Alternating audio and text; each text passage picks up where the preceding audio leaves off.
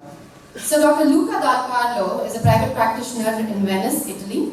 He secured a degree in dentistry and dental processes in 1988 at the University of Padua, Italy. He has 30 years skill in multi-modal bicortical implant dentistry and in intraoral welding. He is an author of numerous scientific publications, courses, and lectures on implantology and prosthetic dentistry. He is the president of the New Italian Implant Study Group, NUOGC, since 2009, and master of the American Academy of Implant Prosthodontics, AIP.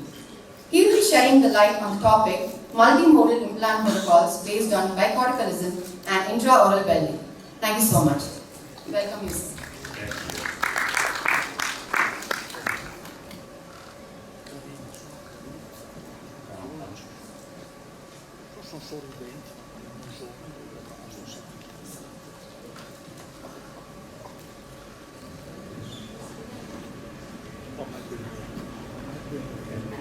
This one is good.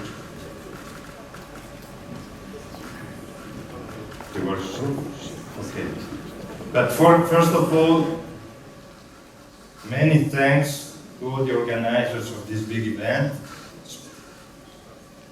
and special thanks that it works, and this is the point. Pointer works. Using this one. Special thanks to Dr. Kumar for what he did and for what I saw he does for everyone of this region. And thanks a lot to all the people who attend my lecture today. I bring the greetings of these two associations, the New Italian Implant Study Group and the American Academy of Implant Prosthodontics. I am a master. I come from Venice, Italy, and this is the main temple of the town where I live. This is San Marco Basilica. Symbol of the saint, San Marco, is the lion. Where is it? There, the lion. You see lions everywhere in Venice, and there is a lion too in the doorbell of my office, as Dr. Kumar and the other colleagues who came to ring that bell know.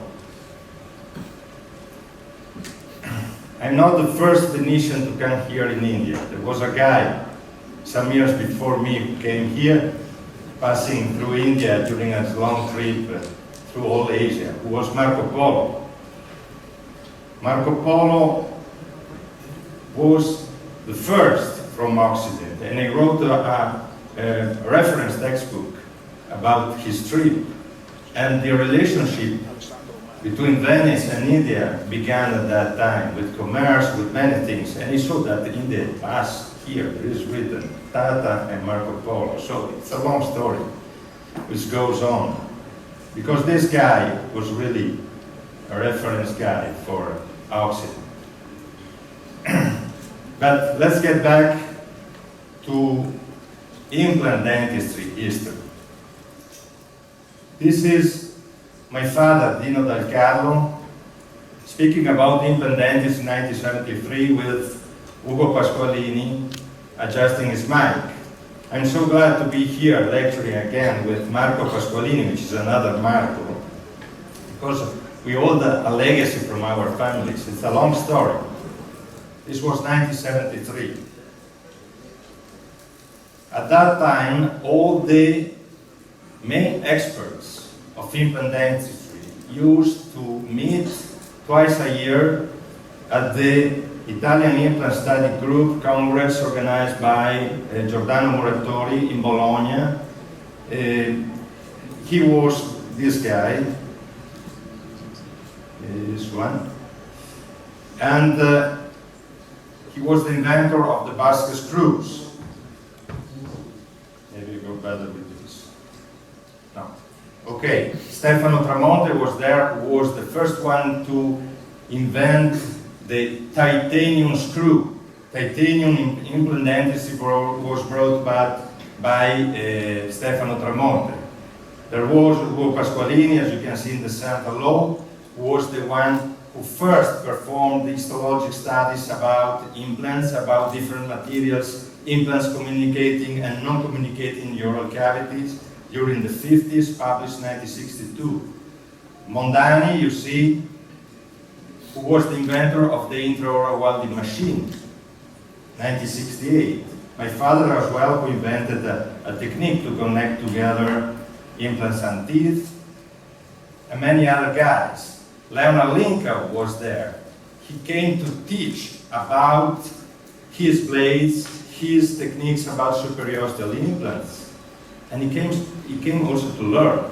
Like all these guys, they came to share their experiences at that important congress. Special mention deserves Dino Garbaccio. Dino Garbaccio was the one who first understood the importance of applying the concept of bicorticalism to a screw implant. This is patent 1972. You see patent here. This was his concept, bicorticalism, and this was surgical plan. You can see this is the same surgical plan that you see today in many advertisements. Many copies of the Garbaccio implants in Germany, for example, in Russia, Italy, Hungary, many others. This is an histology performed by Dr. Nyborg from Norway and Professor Cardona from Hamburg on a mandible of a woman who had received 6 Garbaccio screw implants 10 years before, immediately loaded.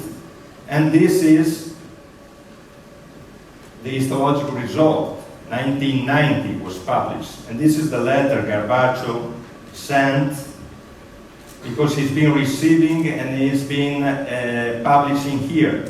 Garbaccio received from Nyborg and he's been publishing the same in Italian they had published in that country.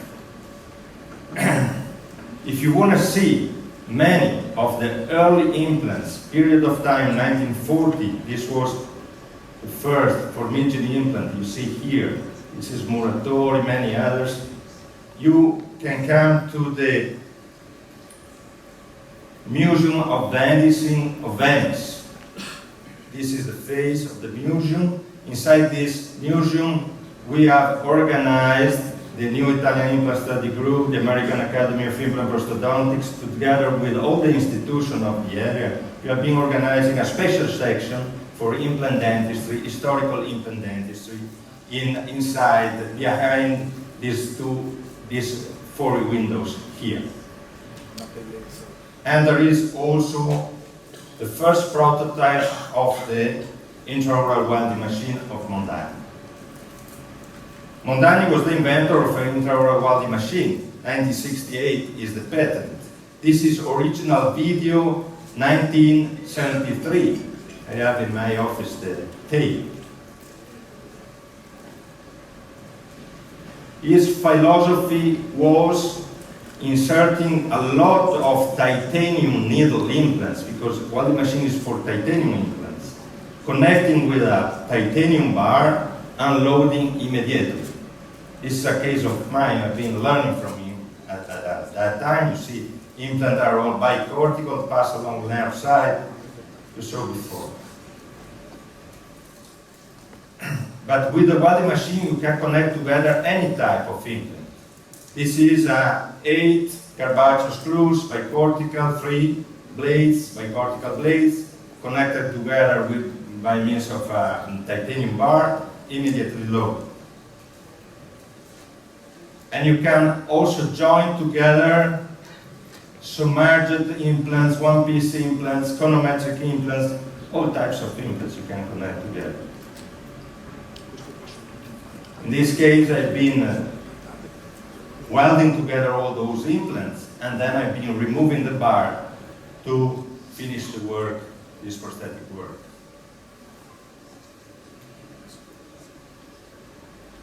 If we have a lot of different types of titanium implants and a means to connect them together firmly, which is the welding machine, we can really widen the number of cases we can treat. in a safe way. The new Italian implant study group organizes since ever seminars, congresses, courses about conservative implant dentistry. We do that because normally the components of this group are general dentists who perform implant dentistry and the other things, the other therapies, and they perform prosthesis too. Everyone has his own specialty. For example, this guy, upper left, in occlusion, this guy, intraoral scanning of the structures, this guy, GBR and sinus lift, this guy is from the United States, this guy is from Poland, he's been spreading the Garbaggio implants in all Eastern Europe. This guy is maybe he is the best in the world in superiosteal implants. And this guy skill is bicortical blade implants in the inferior posterior sector.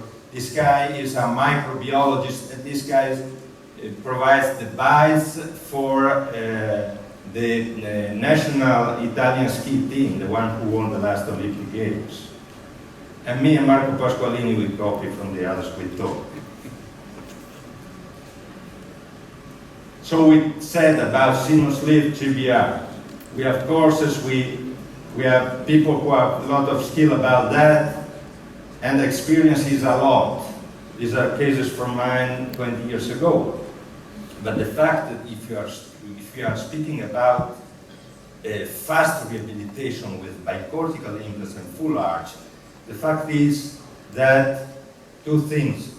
This kind of rehabilitations, you must know how to manage the situation that can come, and then they extend a lot the time of therapy. So we use them when there is nothing better to do. So let's now come to my topic and my lecture. First part of my lecture will be the principle, because without the principles you wouldn't understand. Second part will be a couple of protocols that you will easily perform in your offices after short education. Let's pretend there is a student in front of us who has some questions for us. First question is, two different implants get different response by bone. This is an important question, because if I say no, my lecture is finished, of course. But let's give a motivation. This is a clinical case in which I've been inserting two submerged implants. After 2 months, one of the two submerged implants went to failure. So I've been removing the implant and immediately replacing with a one-piece screw implant, a Tramonta screw, this case. This is X-ray 9 years later. As you can see, bone response is same around both implants. But let's be a little more scientific. This is an histology at left on a submerged implants, very early histology of Pasqualini histology, around a blade implant at right, electronic scans on microscope along a blade implant. Garbaggio implant at left, needle implant, thin cylinder of implant at right, needle implant, lingual blade. Look, lamellar bone around this lingual blade 20 years after. 20 years. I've been publishing in the internet. There is a statistical study I've been performed during 25 years of all the implants I've been inserting, harvesting all the data. And I can tell you there are many conclusions. I invite you to read this article. You find it easily on the internet. One of the conclusions is that if you perform correctly the therapy, the surgical techniques, and you use implants in a proper site, outcomes are similar. About success rate, I mean. So we can build fixed prosthesis, for example, at left on a one-piece blade, one-piece screw, submerged screw. You can see submerged screw, one-piece screw have the same intraosseous shape because bone is not able to understand the difference and have long-lasting outcomes. And at right you can see a submerged screw and one-piece ramus blade. Submerged screws here, one piece submerged, one piece cylindrical thin implants bicortical here together to resolve the difficult cases. In these cases, you can see single crown on two one-piece screws, single crown on one-piece blade, one-piece screw, single crown on submerged screw. Patient wouldn't change. This worked very well. So now, let's go on with the second question. Can I insert implants immediately after extraction? This is another subject, another topic. People have many different opinions when there is inflammation, of course. And so if you go on the internet, it's easy to find a lot of articles.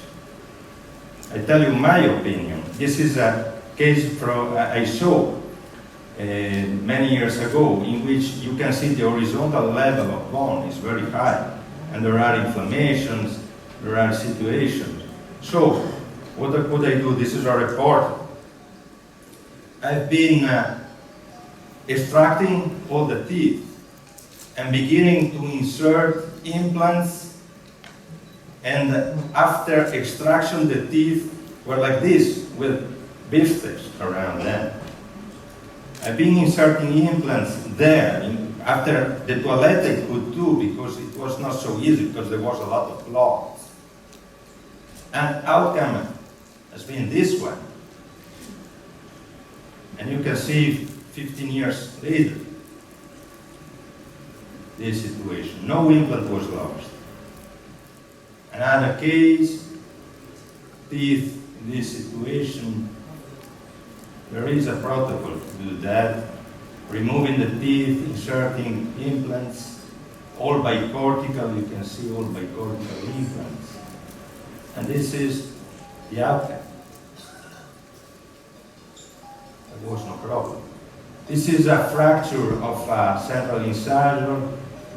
I've been inserting a Tramonte screw here inside, bicortical, you see here, going further the apex. You must not remain in the alveolus, in the socket. You must go in the good bone, in the healthy bone. And this was 4 years later, this was 9 years. This is another case. If you want to load immediately in these cases, you can insert different types of implants. But you must connect with a welded bar because you give force to all implants. And you can load immediately. So that's my answer. And we go to the third question. Can I go flapless? This is a question that many students and many young dentists ask, because the concept of fast and easy is always tied to this idea that you can jump the steps. And there are many companies who say, with my implant, you can go flapless. With the other implants, you cannot. Implant counts 0. The only implant which counts are the soft tissues. If there is a big amount of keratinized gingiva, you could go flapless. But my suggestion is always to have bisturi in your hands. I remember Feliciano Salagaray Lafarga, who was the founder of the first implant society in the world, in Spain, Sociedad Española de Implantes. He always said, 1956 it was founded, he always said, bisturi in your hand, and prosthesis in your mouth. Not implant, prosthesis in your mouth. So, suggestion is also if you have a big amount of keratinized tissue, perform a little incision and shift a little bit soft tissues so as you don't lose any circle of keratinized gingiva. But situations like this in which there is not keratinized gingiva on the center of the ridge, on the buccal side of the ridge, and the case is not so easy to deal with, what do? You get bisturi in your hands, and instead you make an incision here, you make little palatal. It's a simple surgery. But behaving like that, shifting keratinized tissues buccally, using the abutment of the implant, this is a blade implant, to maintain in this position the soft tissues. You get the seal that is needed to have a proper outcome. So this was the blade, and this is the seal. You can see blade is bicortical. I've been cutting the blade so as to follow the cortical. I've been adding one piece and submerged bicortical implants, all bicortical except for one that you see there, and it is the only one that's been losing. This piece has been losing that implant. Bone cannot stand the contact with bacteria. It reabsorbs. But reabsorption and problem is not between bone and implant, but it is between soft tissues and bone, because muscle pull soft tissues, bacteria enter, and so there is a reabsorption that can be compatible with implant staying there, because many times we are fixed implants, there is not keratinized gingiva, but patient is not good. Patient has got inflammation, you might care, put the gel, put antibiotics. So this seal is very important, both with one-piece screw implants. This is one of the last generation of wide diameter screw implants, one-piece blades, submerged implants. Taking care of the soft tissues, we get a seal which is very important for patient future health. Also, if you perform an entire arch, like in this case, 6 screws, 3 blades connected with a titanium wire, immediate loading, then removing the blade after osseointegration and completing the case. But as you can see, during the first incision, it's been taking care about all the contours of these implants. That's important. That's a step. It's better not to jump. This seal is very important. So my suggestion is save all the keratinized gingiva that you can save. Another question, how can I deal with narrow ridges? This is a big problem for many schools. Big problem. There can be 2 different approaches. One is modificative, one is conservative. Modificative approach is you add materials, you add bone, you fix to the original bone, and you insert a wide implant. Conservative approach is you exploit the thin ridge that you have with a proper implant. Salama with Steigman and Wang, they published these words. Despite the success of GBR in implant dentistry, vertically deficient knife-edged alveolar ridges remain as 2 major obstacles because of their unpredictable outcomes. And a soft tissue dehiscence often jeopardizes the outcome of treatment. Salama is a big guy, and I agree with him. He's been to Venice, been coming to Venice, we are being organized a big congress with him. Mike Schulman was there. Mike Schulman is the vice president of American Academy of Fibral Prosthodontics. Smart guy. And so this is an opinion I believe. So my suggestion is to exploit the thin ridge that we have, performing a slot along this thin ridge. You can see how thin is this ridge, using a proper bar. That's the most important thing. There are piezo also, but sometimes the bar is better than anything. This is a 30 millimeters bar, very good bar. And then you can also bend the body of the blade so as to enter the ridge. These are link-out guidelines. He's been teaching us to do that. So you can insert the blade, and the abutment of the blade must reach the slot, must sit on the slot, must arrive there. And the implant is the bicortical on the myloid line. And I say magnetic principle because there is a guy from our group, who's Pierangelo Manetti, this guy, whose topic is always, he speaks only about that. He's been inventing a technique to put the implant bicortical on myloid line. A lot of skill about that. So this is the X-ray of that implant. We can have a wide ridge here, so we can insert screws, thinner ridge here, and so we insert the blade. You see the blade, I've been bending the abutment so as to have correct abutment position. Abutment sits inside the slot, as you can see. And this is soft tissue outcome.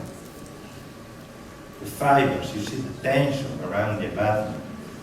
And that's normal because under there is a situation like this. Healthy bone and correct management of soft tissues. This is an article we've been publishing together with Marco Pasqualini, other guys, Lenny Lincoln, Minister of Health of Italy, Nardone, and other guys about blade implants. Many people read. There are indications and for explanation of the technique of blade implants. Superior anterior. If the ridge is thin, we can insert an implant exploiting the wedge concept brought by Lenny Lincoln. We insert the blade implant bicortical. And it's quite easy work. You can see the abutment reaches the opening of the slot, is bone level, and this is the soft tissue outcome. This is the press fit of the blade. You can see it's an internal bone destruction of the trabecular bone. And it was this classical technique we use since ever. This is a case of agenesia of the lateral incisor, and this is 20 years later.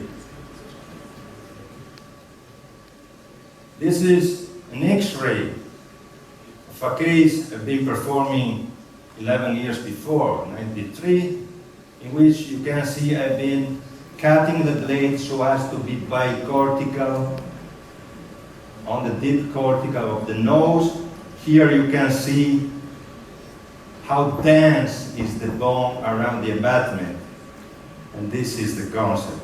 And this X-ray has been harvested by the Food and Drugs Administration of the United States to reclassify the braids. You can see this was the article, and this is the Food and Drugs panel. Thinner blade. It's better not to perform a bridge. In this case, two teeth are really in bad conditions. So insert a single blade. You saw before. And this, getting back to a moment, you can see the response of the bone after 4 years.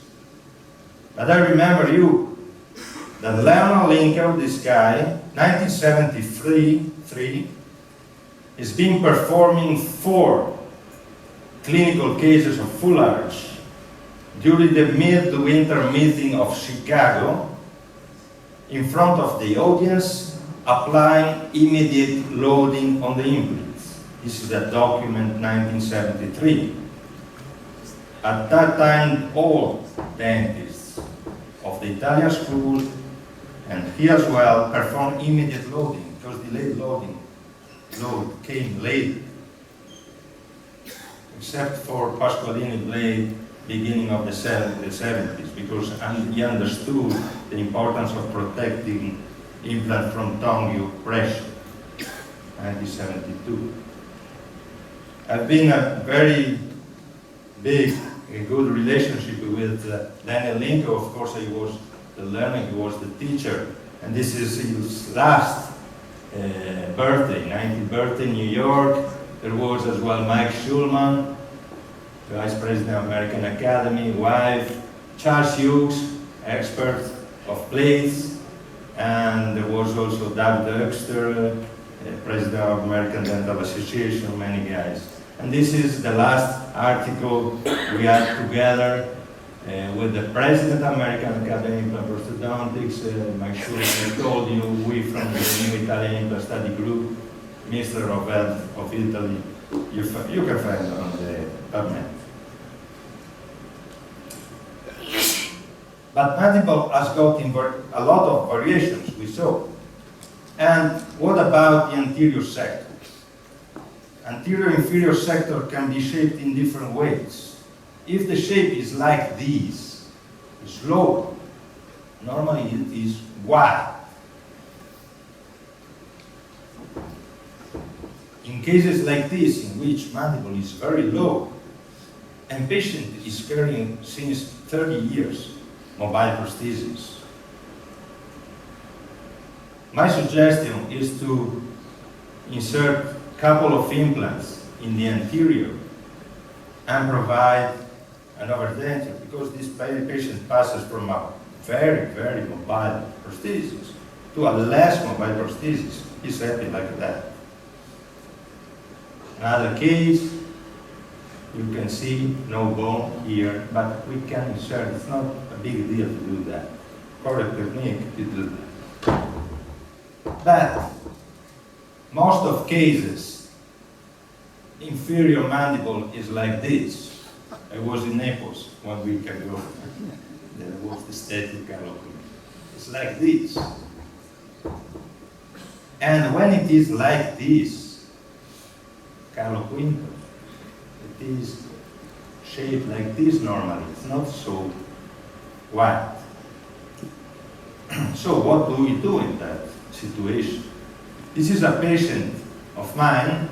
He's been going to another dentist at that time, and he's been telling him, why don't we insert submerged implants? Where could they pass submerged implants here? Okay. My suggestion is to use thin bicortical implants in this area, because they work very well. We find the cases after many years healthy. We must remember that submerged implants, minimum width at bone level is 3.2. If you want to have they resist correct strength of the implants. So if we have this width, there is a problem, because in that area the teeth are 5 millimeters wide. So if we have a 3.2, 3.3 implant, there is just 0.5 millimeters all around. Bone dies. bone is not able to stand the forces that implant receives and to survive. So, suggestion is to use this type of implant. This is an immediately post-extractive Carpaccio screws, banded to correct implant position. They are grade 2 titanium. This is very important. Grade 2 titanium. You can bend easily. They don't break. Immediate loading. And this is after 20 years. Where is that? This one. 20 years. Okay. Now, while the student sleeps, I change the file. Click. Second file.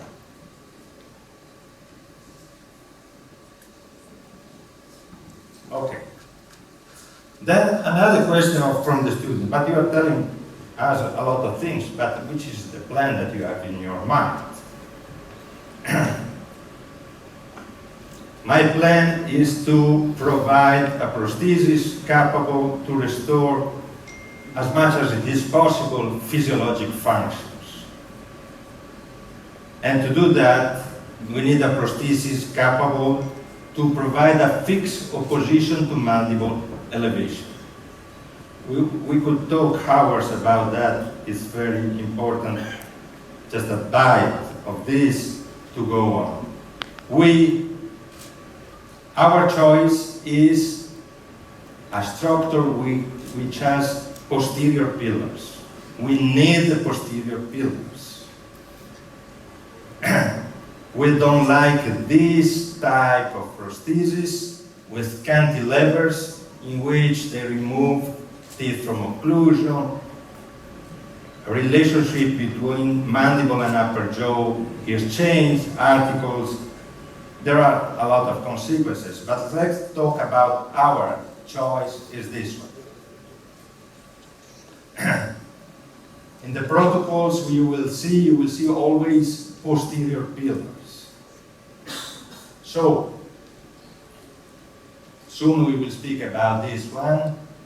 First, a little bit about tuberosity implants. Tuberosity and pterygoid processing implants. How do we do? We insert a burr inside the bone and we get an X-ray. Burr must be inserted some millimeters.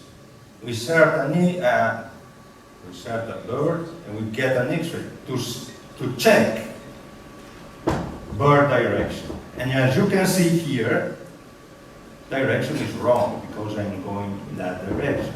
But when you check on the X-ray, then you can change. You go slowly. You measure the different direction and how many millimeters you are missing till the right depth. And then you use a proper instrument like these scalpels so as to change direction and arrive right position. Another case, you insert the burr some millimeters, never go inside 20 millimeters, some millimeters, X-ray, and you check. This is right direction, but millimeters are missing. And you can see this pterygoid process implant inserted. And this is after 11 years. So, if we have solution for breaches like this in the anterior and for the posterior as we saw, and a means to connect together the implants, we can perform solutions like this in a conservative way. Conservative, because surgery is really reduced, but we have a very big outcome. We will talk about that in a few minutes. Let's speak 2 minutes about the inferior, posterior as well, to complete. Ramus plate was invented by the Roberts brothers. They used to cut the bone and insert implant from above.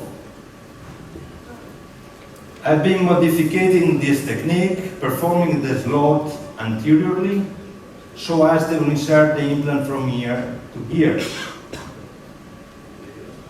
So as posterior part of this implant goes under untouched bone and soft tissues. And this is the last version of this implant, which has been designed to increase penetration. The concept is that this bone remains untouched and the implant is engaged between superficial bone and myloid line. You can see how short is the slot, how long is the implant, and this is soft tissues outcome. Another case, implant is here, here down, this is outcome, this is 8 years. And you can use also special hammers to help you and to go faster with these techniques. You can go hammering by hand or use these hammers, they are interesting. Another clinical case, you can see here there is a tooth to extract, but if I use just screws, I stop here. And by using that technique, I plan to go there. In this case, I use laser surgery with a particular tip. This is the slot, this is the implant, and this is 4 years later. Another case, 2 teeth to extract. There is a crater inside, in the middle. I insert a blade here, screw, banded here, connected together by welded bar, immediate loading.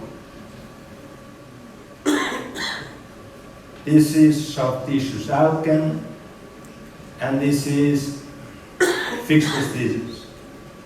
And this is after 8 years. You can see how the bone responds to load under the blade. And this was the situation on time of intervention. You can see there was a crater here, because after many years, people say, well, why did you insert here and there implants? And they say, they see your cases. This is 2 blades, and this is an article. Did many articles about that. Technique began in '93. So, in the inferior, we can use, we saw, in chin, 1-piece grade 2 titanium implants. In posterior, if the ridge is thin, and we are so comfortable when we know that we can deal with those ridges by understanding how to use the blades. You can use traditional blades or this kind of blades. Show just a clinical case. This case, I've been using more than 8 implants in the chin, 2 blades connected to work together by welding. And this was the outcome. For the superior, that's the main thing that I'm going to show you today. Superior, there is a protocol I've been introducing that's called Auriga protocol.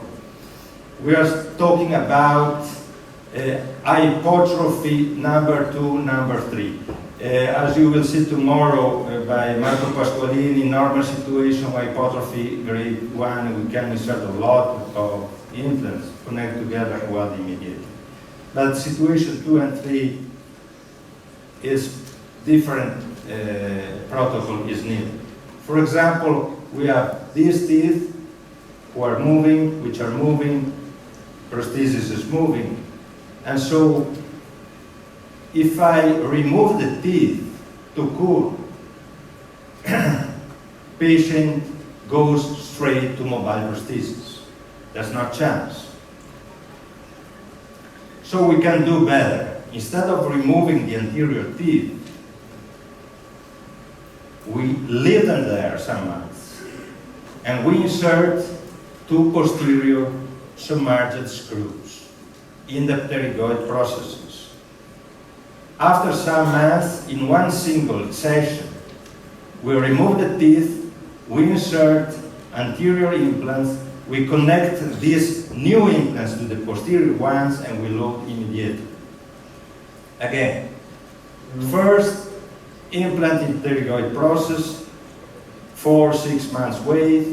Then, second step is removing all the anterior teeth before putting the abutments in the posterior implants, removing all the anterior teeth.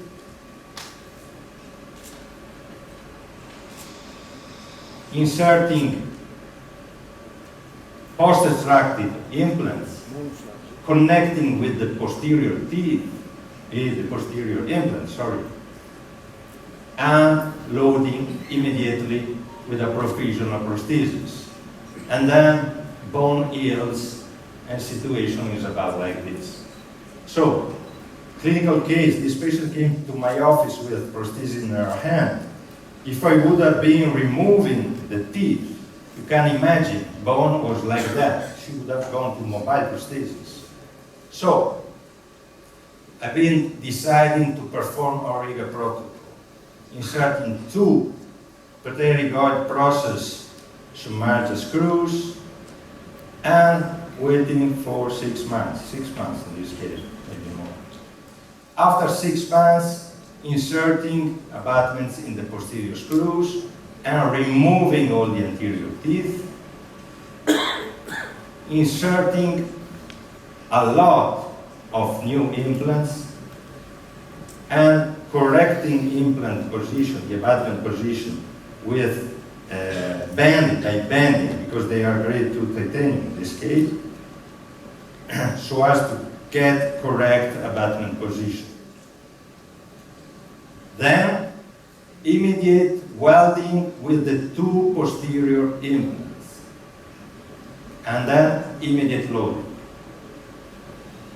So, the patient has passed that day from a situation like this, with a fixed prosthesis, to a situation like this with a new fixed prosthesis without passing through mobile prosthesis, in a situation hypertrophy 2-3. Difficult. It's very important to tie together the anterior implants to the posterior ones, because the new implants in post-extractive situation like that, they are inclined in front, and the root-crown ratio is very bad. And you must remember that 80% of the buccal bone in the anterior is less than 1 millimeter thick. There are publications about that, studies. This is one, Proud Bornstein, 498 observation about it. So this was the prosthetic outcome. This was before, and this was after. And this is after 7 years, after 12 years. Providing a physiologic occlusion, providing a prosthesis capable to make an opposition to mandible elevation. That's very important. So bone was like this, and we have been exploiting this few band of bone. And these are publications I've been performing since 1998. This technique, sectorial cases, 2002, full arch. Okay, last thing is the 2019 upgrade of the technique. Let's have a look at this case with atrophy. Atrophy is too much. Atrophy, which is when no bone, but hypertrophy, severe hypertrophy of bone. You see that in the tuberosities there is enough bone to insert implants. In the arterial situation is depth 7, 8, 9 millimeters, and width, you can see, very thin width. On the other side, it's worse. So So I decided to exploit this little sector and this one. So our plan is I insert 2 implants in the pterygoid process, then I insert the abutments after 4 months, and then I decide to insert 2 blades anterior right, 1 thin screw, 1 blade anterior left. This plan was done before the intervention, of course. And then connecting together with a welded bar. So, first pterygoid process on the right, end of January, and same day on the left. And then waiting for 4 months to deal with the anterior sector. After 4 months, this is 82 years warm. So I've been preferring to insert the abutments to a surgical harvesting, opening, using this instrument to find the implant opening, insert the abutments 2 weeks before the big intervention. Big intervention is dealing first with the anterior left. You can see the ridge, but we knew that. We've been studying that. And then I've been using a cylinder of titanium in the area I wanted to insert the screw because it was really thin. On the other side, blade implant, abutment in correct position. On the other side, 2 blades, as we had planned before. And then instead to welding to core, I've been connecting these connectors to the weld, to the bar I was intended to weld before. So as I've been welding the bar with the connectors to the 6 implants, and this is an implant connector, implant, implant connector, implant, implant connector, implant. As you can see, so as to have a prosthesis screwed on a structure which has different implants welded together because there is a bar which welds all the implants together, but with a prosthesis that we can remove when we want. And that's a big novelty because all the screwed prostheses that you can see are with the same implant, or sometimes they leave implants alone without connection. So this was the same section at the end of the superior, and we will be living from this, and this situation, this was the prosthesis cut not to push on the posterior implants, and patient goes on with immediate loading in this situation. And this is phase after 10 days. It's for July 4th. It's some days ago. So situation was like this, and we are, of course, in our profession, we are looking for beauty.